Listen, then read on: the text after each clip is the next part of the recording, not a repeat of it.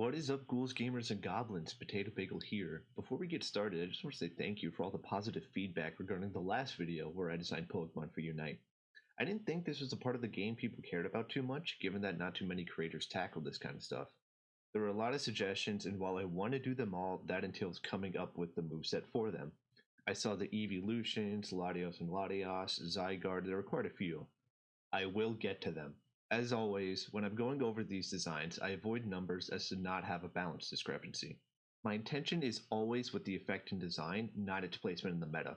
I am open to criticism. Some people brought up a good point with Noivern being a level 5 evolution as opposed to 4, which I'm okay with. That makes sense to me.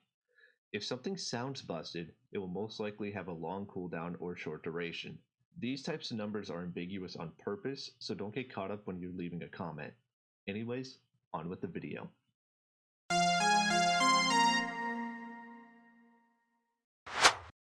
What is up, ghouls, gamers, and goblins? PotatoBagel here. We have another set of newcomers for Pokemon Unite that I'm making. First up is Minior. Woo, Minior. Yeah, look at that little guy. So happy to be here. Anyway, Minior is obviously a melee attack-based speedster that I came up with. A very, very interesting design, I think. Especially given that, as you can see here with its moves and its boosted basic, it has a shields up form and a shields down form. This is kind of similar to what Aegislash does with its shield and sword form. But anyway, that is not the first slide. There we go. Here we go. This is what I wanted. Cool. Ignore that. Shields down. Okay. Let's start here. This is the passive. This is going to make up the majority of its design, essentially. Some Pokemon rely on their moves, some Pokemon rely on their passives, some rely on their basic attacks. This one is very passive heavy. So Shields down, Minior is going to start the battle in Shields up mode, which is this big one up here with all the little like rocks around it. It is the Meteor form, as the game calls it, as well as its Shields down is its core form, as it's come to be known. So Minior is going to start the battle in Shields up form, having increased defenses, and as it takes damage, that shield breaks, causing chunks of broken shield to orbit around it. So I'm thinking this is going to be some sort of bar, like some sort of meter. And as you continually take damage, it's going to decrease. And once it is fully broken, that is when you enter Shields Down, or the core form. And in the core form, Minior is going to have increased move speed. And of course, once you're out of combat, the shield is going to naturally regenerate. My intention here is that, how should I put it, is that you only ever change form once the meter is fully one way or the other. So if you are in Shields Down form, you only enter Shields Up form once that meter is fully back up. And of course, once you're in Shields Up mode, you only enter Shields Down once it is fully broken. So keep that in mind. Now, of course, its starting moves here are Defense Curl, very basic. The user regains its outer shell while boosting its defenses and granting itself a boosted basic attack. Essentially, this regains some of that shield, and then roll out. The user charges in the designated direction, dealing damage. I'm assuming there's going to be a dash, like this is a speedster. If you wanted to jungle, you use roll out to go through the wall, hit that Xatu that's there, you know how it is. So in Shields Up, it's going to have increased damage. In Shields Down, it's going to have increased range. Some moves have very basic different functionality when it comes to Shields Up and Shields Down. Most of them is simple, just like this. So at level 5 of the first kit here, you're going to pick up Cosmic Power. With Cosmic Power, you regain your shield. This is essentially the upgraded defense curl. You regain your shield, boosting your defenses, and of course a boosted basic attack. And at level 7, you have Meteor Beam, in which you fire obviously you fire an energy beam in the designated direction. And if you're in Shields Up, this is going to cause some of your shield to break, and those shards break off in the same direction, dealing damage. When coming up with this move, I was thinking like a halfway step between Meteor Beam and Power Gem. So like this could be labeled as either one, but that's the intention here. But if you're already in Shields Down, you're just going to have increased range. Now, Cosmic Power is more so if you want to stay in lane. This could be a lane speedster. You're going to be in a lot of combat, taking a lot of damage. Your shield is going to constantly be breaking. So if you don't want to ever be considered in shields down form, you use cosmic power to make sure that stays up, that type of thing. And that way you can keep firing off those meteor beams. However, if you want to jungle with Minior, then you use the other move, which is, what do you know? Shell Smash. Shell Smash Acrobatics. Oh man, I love this in Sun and Moon. Got me through the tree there? Battle tree, power tree. You know what I'm talking about. Shell Smash at level 5, you break some. It says you break some shields down, but there's no other way I could word that. You break your shields, causing you to go closer to the shield's down range, and you get a movement speed increase as well as a boosted basic attack. And acrobatics. This is so fun. This is such a funny move to me. I'm so glad it came up with this. I know the icon's blocking it, but basically you charge towards the designated area, dealing damage in a small AoE. If you're in shields up form, which ideally you wouldn't want to be with this move, but essentially you just have a one-time charge that you essentially launch yourself as if you were a meteor, in that area, dealing a wider AoE. But if you're in shields down form, you can hold down the move and just keep moving in like the direction you want, kind of like you would with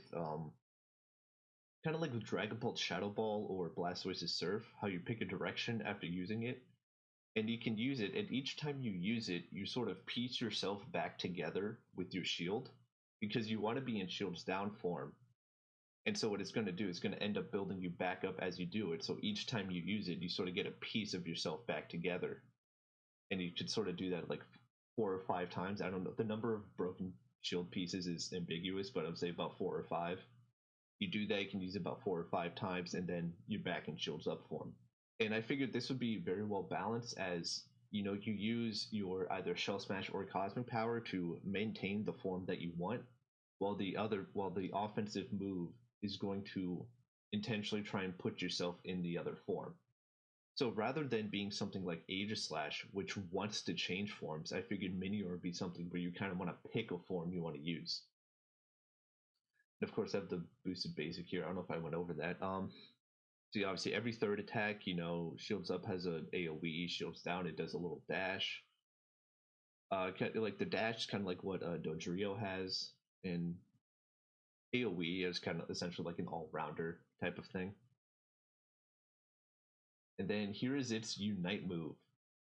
Minior regathers its shield before soaring into the sky and crashing down in a wide area, dealing damage. That part is essentially like Dragonite. Although I don't think I'm gonna have it. Ideally, I don't think it's going to want to, take up a certain amount of charge. Although you might have it do that, so it might exactly be just like Dragonite. But if you do it in shields up, when you crash land, you stay in shields up. Having a wide AoE damage, you are essentially one meteor crashing down. But if you're in shields down, when you crash, you're going to have a smaller AoE, but your shield is going to break off essentially like a cluster bomb. So that part is kind of like Venusaur's Unite. And I think that's really fun. It's very heavy into the meteor aspect of Minior. It's silly and goofy. I love this. I love the little guy. Also thought Hail Mary, Meteoric Impact was a goofy name. So that's Minior. It is a speedster. I know its other move kind of makes it seem like an attacker, but it's a speedster. So I think it can very much lane with Cosmic Power and Meteor Beam, while you'd want Shell Smash and Acrobatics to be, your jungle Minior. So hope you guys like that one. Goofy little guy. And up next we have two goofy little guys with Plusle and Minun. That's right, baby, 2-in-1. Let's go. All right. This one is also goofy, but yeah, it's Plusle and Minun as a supporter. All right, so starting moves here. Actually, let's start with the boosted basic. It's very simple. You just deal more damage. I don't know what other effects the supporters boosted basics do. I was thinking of having this one be something like Mime, where it kind of charges up and then you do a different type of attack. But I think having something closer to what Eldegoss has is better. But anyway, let's start with Thundershock here on the right. This is literally just Thundershock. You point and click, you fire, it does damage, and it slows a little bit. And then you have Spark. Throws the non-active Pokemon in the designated direction, doing damage to the first target it hits, and you can use this move again to switch the active Pokemon. If not, it comes running back. What does that mean? So imagine if the Ice Climbers were Pikmin, and there you go.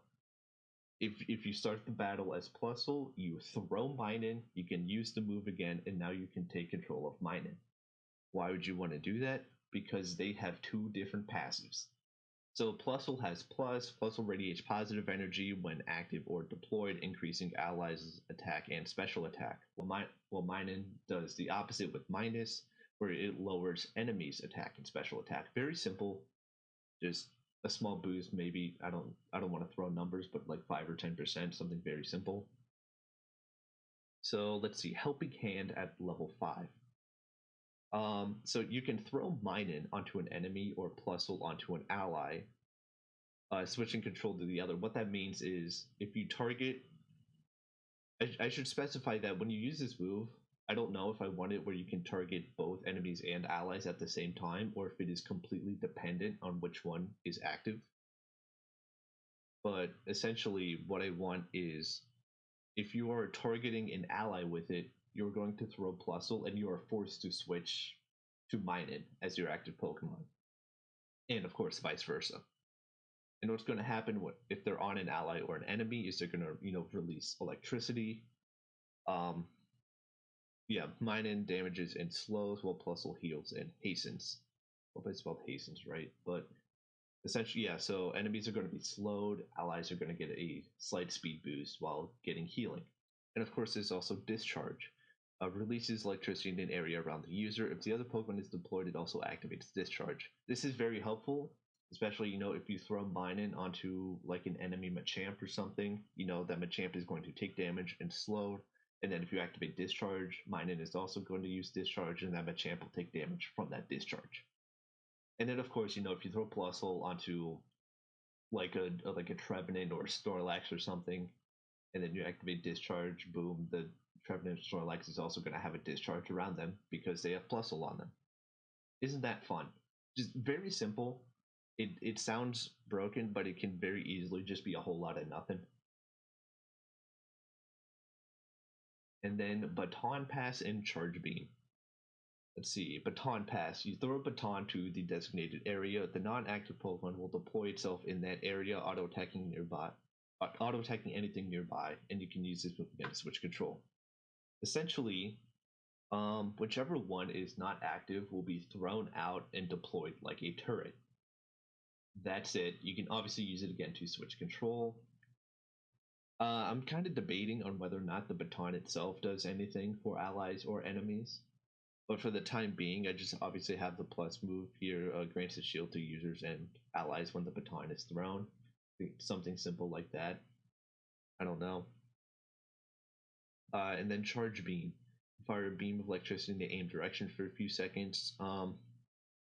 After using this move, Plusle Minun and surrounding allies gain increased attack speed. It's very simple, Miraidon's Charge Beam. I was thinking it'd be closer to Miraidon's like powerful Charge Beam after it hits the first two, except you can actually like aim it. You're forced to aim it in one direction, and of course afterwards you gain a something very simple. It also applies to your allies. I assume the range of the allies would also be based on plus and minus, something like that. And then here we have the Unite move. Tiny Twin Trouble. So Plusle and Minun spin around in a circle, periodically radiating electricity. This electricity damages enemies and heals allies. While active, both plus and minus are active at the same time. So that is the caveat with plus and minus, is that you essentially have Plusle and Minun like in tandem, which is what the Ice Climbers are like in Smash Bros. And when they're like that, only the active one has its ability going on. But when they're deployed via Baton Pass or Helping Hand, that other one also has its ability to deploy. And of course, with this one, you're kind of controlling both at the same time for the duration of this move, so both are active. Again, it's Plusle and Minun. It's just two little guys, here to have a great time, helping allies and hindering enemies. I think this is a very unique circumstance where having both makes sense. So it does both, and that's it. Very very basic supporters. Obviously not the designated healers you would want, but something very closer to like that cleric build Eldegoss people do, where they run just muscle band and rapid fire scarf or something. But yeah, that's it. That's a supporter. No, the supporters should not just be your designated healers. That's always been my idea. I love playing Mr. Mime. It's very fun. So I think something like this could be very fun. You just throwing each other like Pikmin. Yay. Ooh. For the last one, Partyard. Yeah, give a shout out to Partyard here. This one was difficult. This one was like I thought I had something and then I kind of didn't, and I think I kind of do. So starting off here, boosted basic, it just deals more damage and slightly reduces its move cooldown. I think Metagross has something like this. Maybe Tyranitar does. I don't know, but this effect has been done before. But this Pokemon is going to be very stun heavy, so I'm hoping that the stuns don't last long. Obviously for balance. So starting off, you have Leer and Assurance. And I need water.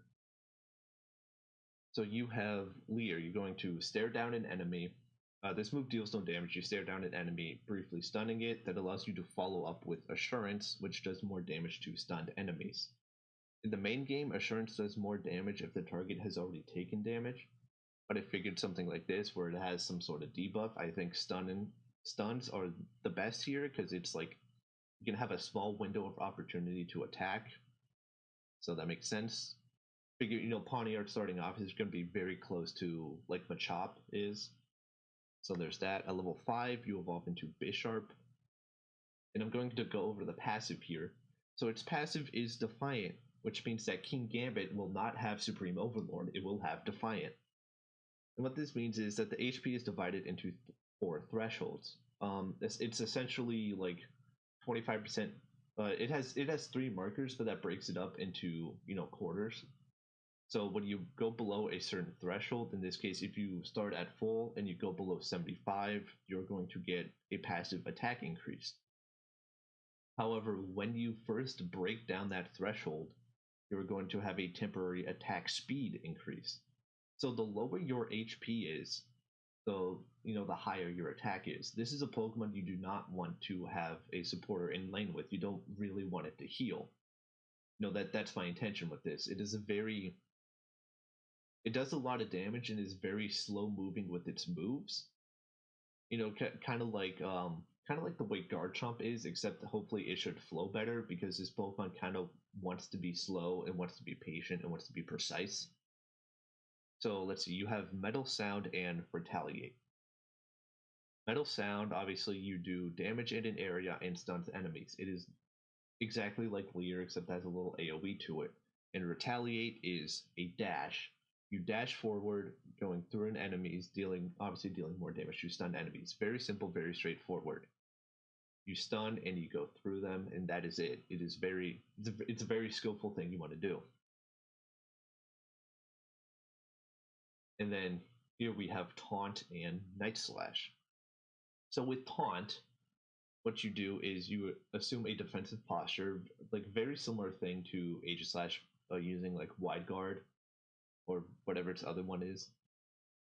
But like Aegislash shield form, you assume a defensive posture and you gain a shield, and obviously the intention is for enemies to attack you. If you are dealt attack-based damage, you sweep the area in front of you, dealing damage and stunning enemies. And of course, the enemy that activated the taunt is stunned for longer. So while something like Metal Sound and Retaliate is good for at range, Taunt and Night Slash is good for up close. Slight AoE, you taunt, sweep the area in front of you, those enemies are stunned, you can follow up with a Night Slash right there. Because this Pokemon should have high critical hit rate for both Night Slash, Retaliate, and Assurance. So those moves should only be the ones that crit, but yeah, that's it. Very simple and very straightforward. you get the attack boost. You kind of want to take the damage from taunt. That way you stun them. You follow up with the Night Slash. Hopefully get some KOs that way. But it is very very skillful, very precise, that type of thing. Keep wanting to reiterate that because it's so simple, at least on paper, but when you see it, it's going to be like, oh, that's what you mean.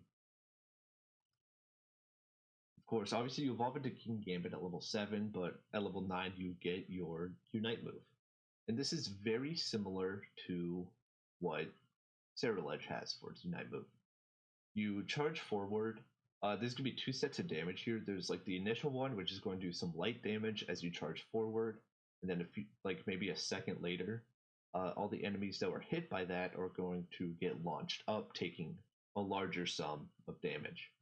So it's like 1/3 of the damage in the initial, and then the other 2/3, at that point.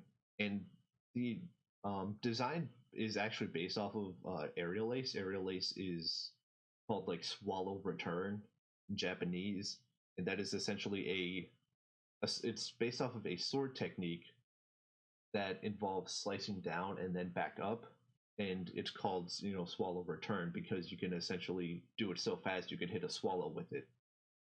So that is what's going on here. You slice down, that is your charge through, and then you sort of on the release come back up, and that's when all those enemies get knocked up and take the brunt of the damage there.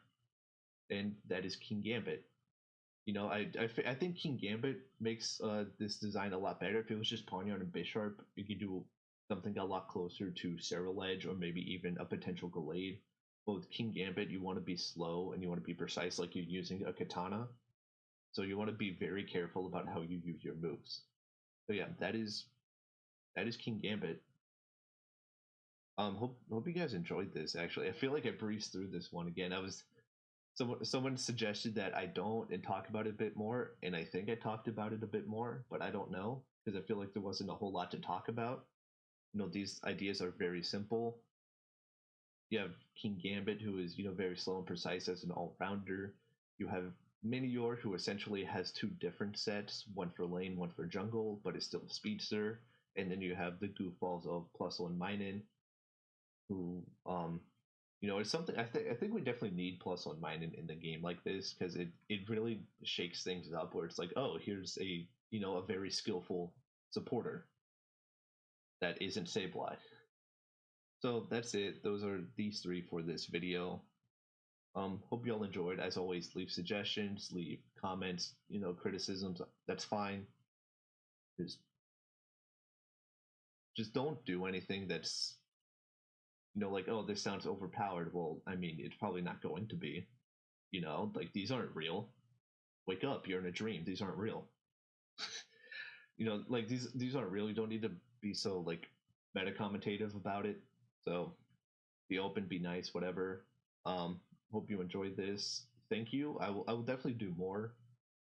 I'm gonna do the evolutions, Jolteon, Flare, and Vaporeon as one video once I come up with an idea for all 3 of them. Someone suggested Zygarde. Someone said Latios and Latias as it's like an ideal pairing type of thing. I'll definitely get to those. Kind of avoiding more of the legendaries because I don't want to talk about EX Pokemon because I do have some ideas of how they could actually fix EX Pokemon while also keeping the label of EX Pokemon. So anyway, hope you all enjoyed. I will definitely do more if you suggest more. So thank you. And as always, stay frothy.